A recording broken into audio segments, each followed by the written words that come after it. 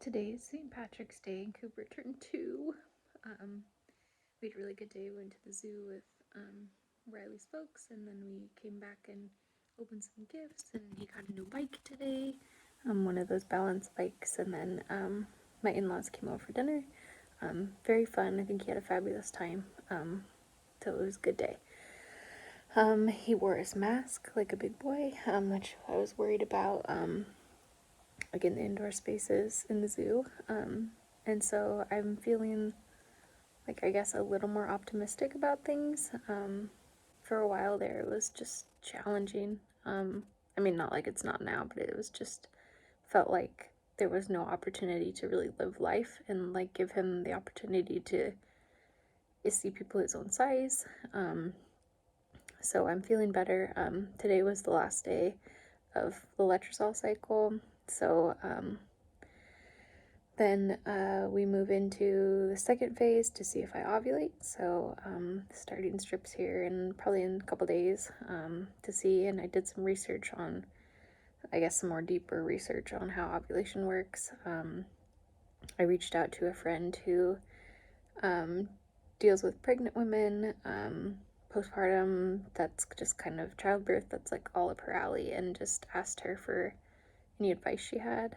I also learned that my OB is leaving her practice this summer, so I'm kind of taking that as an opportunity to see what else is out there as far as like my care is concerned.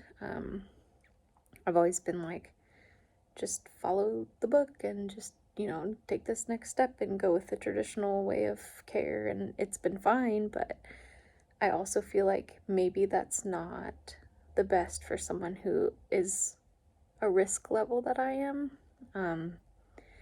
Previous miscarriages, having a baby preterm, hypertension during labor, trying for so long, infertility, and then the whole added factor of reproductive cancer is common in my family, and so I'm kind of like on a time crunch to most likely have my ovaries removed,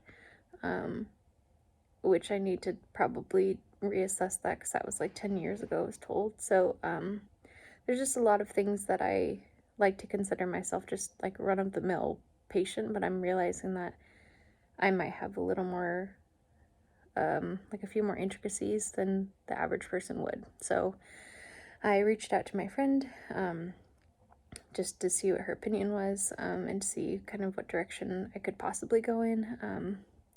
Because like I was saying, I feel like there's a lot of support for people who go to the traditional path of pregnancy and childbirth, and there's a lot of support for people who go through IVF and that kind of fertility treatments, but this like in between is kind of, I don't know, not talked about, non-existent. Everyone's like, yeah, just keep trying.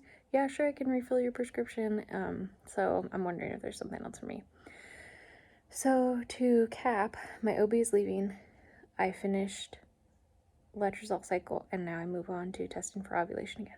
So hopefully I continue to ovulate, and then we'll see.